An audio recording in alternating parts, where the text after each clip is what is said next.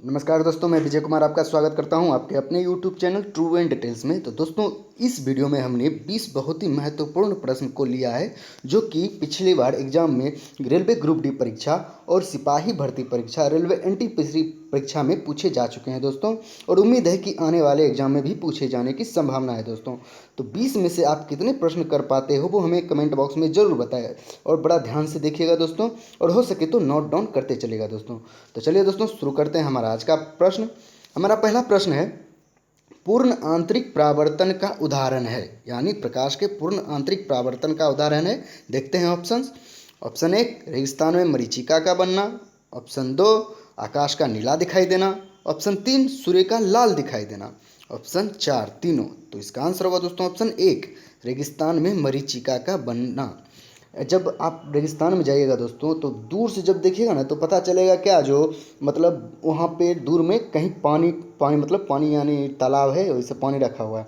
तो ऐसा होता नहीं है, वो होता है पूर्ण आंतरिक परावर्तन के कारण, प्रकाश के पूर्ण आंतरिक परावर्तन के कारण होता है दोस्तों, याद रखिएगा। तो चलिए आगे की ओर बढ़ते हैं। हमारा अगला प्रश्न, दूरदृष्टि दूर दोष दूर करने के लिए किस लेंस का उपयोग किया जाता है? 1, अवतल लेंस। 2, समतल लेंस। 3, उत्तल लेंस। 4, बाईफोकल। तो इसका आंसर होगा दोस्तों ऑप्शन 3, उत्तल लेंस। दूरदृष्टि दोष वाले, जिनको दूरदृष्टि दोष हो जाती है दोस्तों, उस दोष को दूर करने के लिए उत्तल लेंस का प्रयोग किया जाता है दोस्तों। जो जिनको निकट दृष्टि दोष होता है उनके लिए अवतल लेंस का प्रयोग किया जाता है दोस्तों, याद रखिएगा। दूरदृष्टि वाले दोष के लिए कितने, उत्तल लेंस, और निकट दृष्टि दोष वाले के लिए अवतल। तो चलिए तीसरी प्रश्न की ओर बढ़ते हैं। अगला प्रश्न है, विद्युत बल्ब के भीतर कौन सी गैस होती है? 1, oxygen. 2, carbon dioxide. 3, carbon monoxide.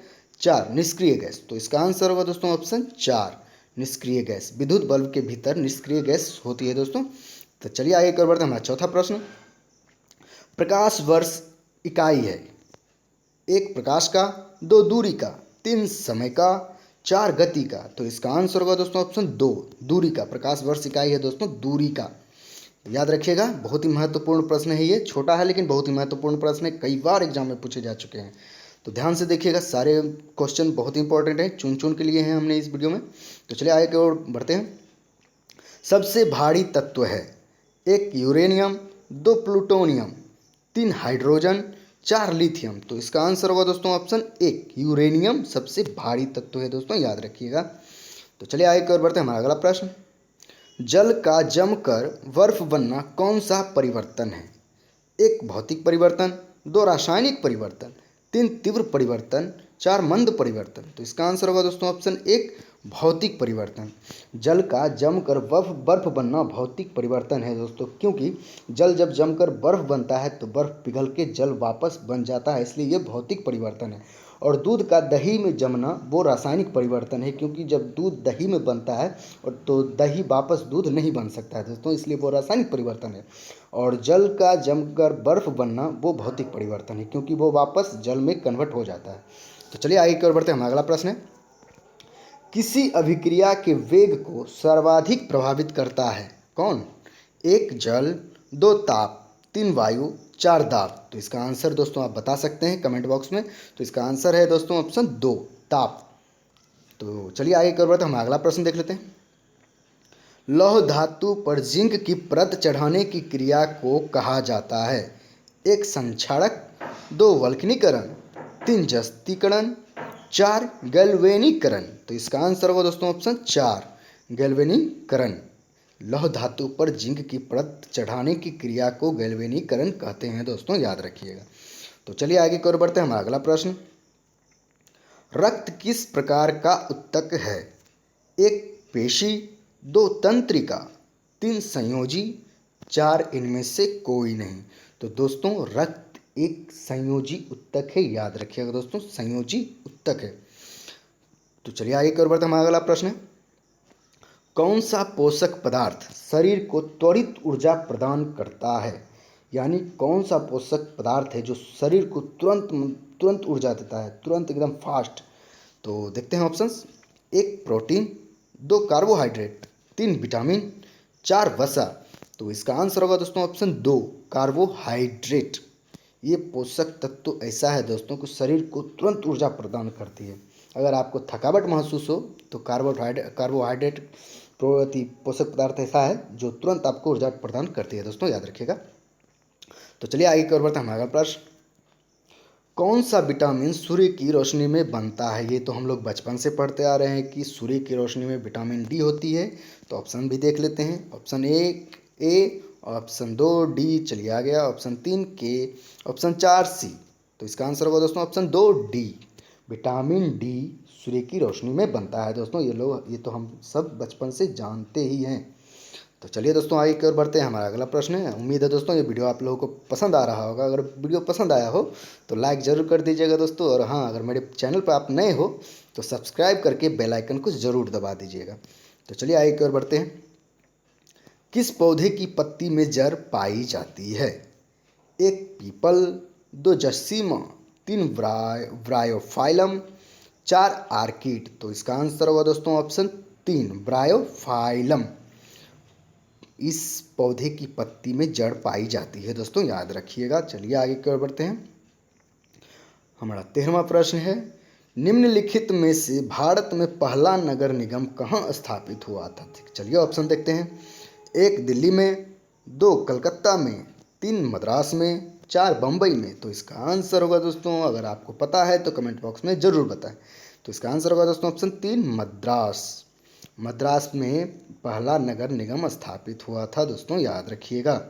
तो चलिए आगे की ओर बढ़ते हैं। हमारा अगला प्रश्न, मसालों का बगीचा उपनाम से प्रसिद्ध कौन सा राज्य है? जो भी जीके पढ़ते होंगे वो उनको जरूर पता होगा इस प्रश्न का उत्तर। अगर जानते हैं तो कमेंट बॉक्स में आंसर देते चलिए दोस्तों। तो चलिए देखते हैं ऑप्शंस।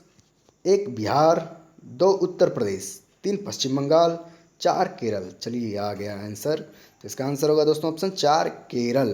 केरल को मसालों का बगीचा कहा जाता है दोस्तों, याद रखिएगा, बहुत ही मशहूर है। तो चलिए आगे की ओर बढ़ते हैं। रंगोली भारत के किस क्षेत्र की प्रमुख लोक कला है? 1 महाराष्ट्र, 2 गुजरात, 3 बिहार, 4 छत्तीसगढ़। तो इसका आंसर होगा दोस्तों ऑप्शन 1 महाराष्ट्र। तो चलिए आगे की ओर बढ़ते हैं। हमारा अगला प्रश्न, बड़े लेजर प्रिंटर का प्रति मिनट प्रिंटिंग स्पीड क्या है? 1 150 पेज प्रति मिनट, 2 200 पेज प्रति मिनट, 3 50 पेज प्रति मिनट, 4 25 पेज प्रति मिनट। तो इसका आंसर होगा दोस्तों ऑप्शन 1 150 पेज प्रति मिनट प्रिंटिंग करने का क्षमता है इसमें दोस्तों, इसका स्पीड है। तो चलिए आगे की ओर बढ़ते हैं। हमारे अगले प्रश्न, राष्ट्रीय गणित दिवस कब मनाया जाता है? ऑप्शन 1 14 सितंबर, ऑप्शन 2 22 दिसंबर, ऑप्शन 3 29 अगस्त, ऑप्शन 4 25 जनवरी। तो इसका आंसर होगा दोस्तों ऑप्शन 2 22 दिसंबर। राष्ट्रीय गणित दिवस के रूप में मनाया जाता है दोस्तों 22 दिसंबर को। तो देखिए 14 सितंबर को जो होता है दोस्तों वो हिंदी दिवस होता है हमारे भारत में। क्या होता है? हिंदी दिवस 14 सितंबर को हमारे भारत में होता है। और 29 अगस्त को राष्ट्रीय खेल दिवस मनाया जाता है दोस्तों, मेजर ध्यानचंद के जन्मदिन के अवसर पर। राष्ट्रीय खेल दिवस, याद रखिएगा दोस्तों, मैं आस्ते आस्ते इसलिए बोल रहा हूँ कि आप बढ़िया से सुन सके। तो और 25 जनवरी को 2 दिवस मनाए जाते हैं जो कि बहुत ही महत्वपूर्ण है दोस्तों। पहला राष्ट्रीय मतदाता दिवस 25 जनवरी को ही मनाया जाता है, और दूसरा भारत पर्यटन दिवस मनाया जाता है दोस्तों, याद रखिएगा। ये दोनों बहुत ही महत्वपूर्ण है, पहला राष्ट्रीय मतदाता दिवस और दूसरा भारत पर्यटन दिवस। तो चलिए आगे की ओर बढ़ते हैं। हमारा अगला प्रश्न है, निम्नलिखित में कौन सी भाषा संविधान की 8वीं अनुसूची में नहीं है? देखते हैं ऑप्शंस। 1 हिंदी है, 2 नेपाली, 3 संस्कृत, 4 भोजपुरी। तो इसका आंसर होगा दोस्तों ऑप्शन 4 भोजपुरी। 8वीं अनुसूची में नहीं है दोस्तों भोजपुरी भाषा, जल्द ही होने वाली है। तो चलिए आगे की ओर बढ़ते हैं। केदारनाथ नामक मंदिर किस राज्य में स्थित है? 1 झारखंड, 2 जम्मू कश्मीर, 3 उत्तराखंड, 4 हिमाचल प्रदेश। तो इसका आंसर होगा दोस्तों ऑप्शन 3 उत्तराखंड। केदारनाथ मंदिर जो है दोस्तों उत्तराखंड में स्थित है, जहां 2016 में शायद बाढ़ आया था, बहुत ही भयंकर बाढ़ आया था, बहुत जान माल का नुकसान हुआ था उसमें। तो चलिए आगे की ओर बढ़ते हैं। तो अगर ये जानते हो कि बाढ़ इस केदारनाथ मंदिर में बाढ़ कब आया था तो कमेंट बॉक्स में ज़रूर बताइएगा दोस्तों। मेरे ख्याल से 2016 में आया था। तो चलिए आगे की ओर बढ़ते हैं, हमारा आखिरी प्रश्न देख लेते हैं। हमारा आखिरी प्रश्न है, अकबरनामा पुस्तक किसने लिखी थी? एक कालिदास, दो अश्वघोष, तीन शूद्रक, चार अबुल फजल।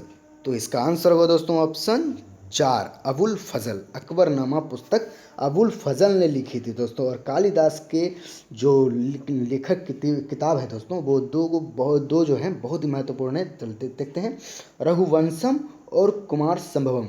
याद रखिएगा दोस्तों, रघुवंशम और कुमार संभवम। और शूद्रक का जो है दोस्तों, शूद्रक का है मृच्छकटिकम। याद रखिएगा दोस्तों, मृच्छकटिकम। और अश्वघोष का जो है दोस्तों बुद्धचरितम। याद रखिएगा, बुद्धचरितम अश्वघोष का है, कालिदास का है रघुवंशम, कुमार संभवम, और शूद्रक का है दोस्तों मृच्छकटिकम। याद रखिएगा। तो चलिए, हमने जब शुरू में बोला था आपको कि लास्ट में आपके लिए एक प्रश्न होगा, तो देखते हैं आपके लिए कौन सा प्रश्न है। तो आपके लिए एक प्रश्न है, अग्नि मंदिर किस धर्म का पूजा स्थल है? दोस्तों इसका आंसर आपको कमेंट बॉक्स में देना है। तो दोस्तों उम्मीद है ये वीडियो पसंद आया होगा। अगर वीडियो पसंद आया हो तो लाइक कर दे, शेयर कर दे और मेरे चैनल को सब्सक्राइब करके बेल आइकन को दबा दीजिए, ताकि इसी प्रकार का वीडियो मैं आप तक लाने की कोशिश करता रहता हूं दोस्तों। याद रखिएगा, तो प्लीज़ सब्सक्राइब जरूर कर लीजिएगा। तो चलिए दोस्तों, आज तक के लिए इतना ही। बहुत बहुत धन्यवाद। जय हिंद, जय भारत।